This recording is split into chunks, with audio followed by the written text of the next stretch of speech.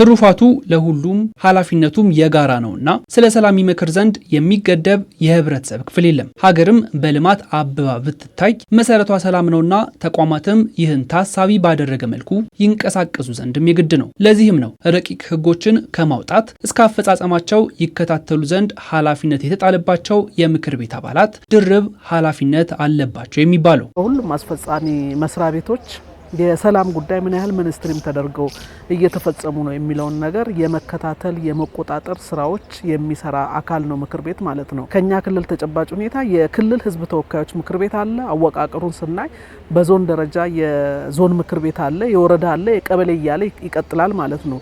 ስለዚህ በዚህ ሂደት የምክር ቤቶች ዋነኛ ሚናቸው ከሰላም አኳያ አስፈጻሚ መስሪያ ቤቶች የሚያቅዷቸውን እቅዶች የመከታተል የመቆጣጠር፣ ለዚህ ግብረ መልስ የመስጠት ተጠያቂ የማድረግ ስራዎች ናቸው የሚሰሩትን። የሚወጡ ህጎች ከሰላም አንጻር ምንድነው መሆን ያለባቸው?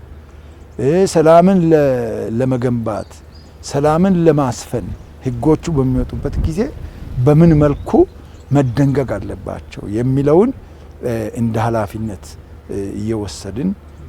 የወሰድንበት ሁኔታ ነው ያለው። የወጡ ህጎች ምን ያህል ተግባራዊ የሆኑ ናቸው?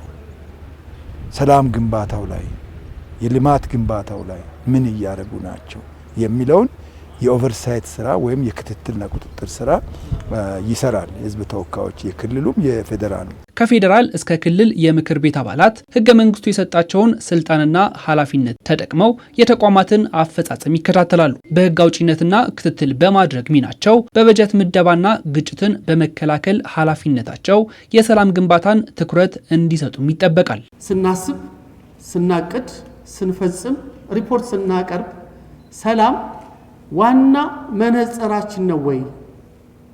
ምክንያቱም በተለያዩ አካባቢ የህብረተሰብ ጋር መንግስት ግንኙነት መድረኮችን በሚከፍትበት ጊዜ ህብረተሰቡ የሚያነሳቸው ጥያቄዎች በቀጥታም ሆነ በተዘዋዋሪ ለሰላም ትልቅ እንድምታ ያላቸው ጉዳዮች ናቸው። ስለዚህ አስፈጻሚ አካላት፣ የልማት ድርጅቶች፣ የተለያዩ አካላት ስራቸውን በሚከውኑበት ጊዜ ይህን ታሳቢ አድርገው እንዲሰሩ የነበረውን አብሮነት ያጠናክሯል ወይ? ምን ስራችሁ ምን አብሮነትን አጎልብቷል ብሎ ማየት፣ መገምገም፣ መከታተል ያስፈልጋል። በፖሊሲ መደገፍ ያለባቸውን የህግ ክፍተት ያለባቸውን በህግ ከማየት አንጻር በክትትልና ቁጥጥር፣ በውክልና ስራ፣ በፓርላማ ዲፕሎማሲ፣ በክልልና ከተማ መስተዳድር ምክር ቤቶች ደግሞ በህዝብ ለህዝብ ግንኙነት ስራዎቻችን ህዝቡን አንድ በሚያደርጉ ልዩነቶችን በመነጋገርና በመምከር ብቻ መፍታት በሚችሉበት አግባብ ላይ ከምን ጊዜውም በላይ አተኩረን መስራት፣ የፖሊሲና አሰራር ጉዳዮች ላይ የሚታዩ ክፍተቶችን በማረም የሰላም ግንባታን በአካቶ ትግበራ ማረጋገጥ ይገባል ያለውም የሰላም ሚኒስቴር ነው። ለዚህም አስቻይ ሁኔታዎችን መፍጠር የሚገባ መሆኑን በማውሳት ሰዎች አንስተዋል። አሁን በሰላም አካቶ ትግበራ ውስጥ መካተት እንዳለበት አምናናል።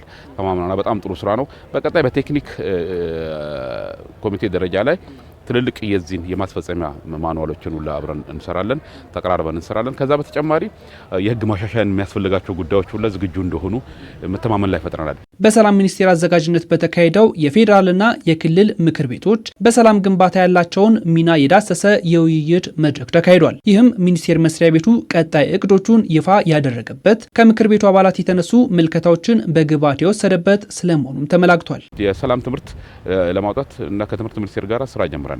ምክር ቤቱ በዚህ ደረጃ በአዎንታዊ መልኩ ነው ያየው። ይሄ በጣም አቅም ነው የሚፈጥርልን። ሁለተኛ የሰላም ፖሊሲ የለንም። የሰላም ፖሊሲ ለማውጣት ረቂቅ ደረጃ እየሰራን ነው። ምክር ቤቱ በፍጥነት ይሄ መምጣት እንዳለበት ብሎ ድጋፍ ሰጥቷል። ይሄ ቀላል ነገር አይደለም። ሶስተኛ በአዋጅ መሻሻል ያለባቸው ሰላም ሚኒስቴር እስካሁን ከሰጠው ተልዕኮ አኳያ ሰፋ ያለ ከሀገር ውስጥ ሰላም በተጨማሪ አጎራባች አካባቢዎችን ያሳሰረ የሰላም ግንባታ መስራት አለበት የሚል አስተያየት ሰጥቷል። ይሄ እንደሱ ናቸው የሚያወጡት ማለት ነው። ከዛ አኳያ ምክር ቤቱ ጥሩ ድጋፍ ነው የሰጠው። እኛ እንደ ሚኒስቴር መስሪያ ቤት ከሁሉም አስፈጻሚ ተቋማት ከክልሎች መካከል ላይ ያለው ግንኙነቶችን የበለጠ ለመስራት የሰጡን ግብዓቶች በጣም ጠቃሚ ናቸው። በሰላም ግንባታ ሂደት ሁሉም የህብረተሰብ ክፍል ኃላፊነቱን ሊወጣ እንደሚገባ በዚሁ መድረክ ተመላክቷል።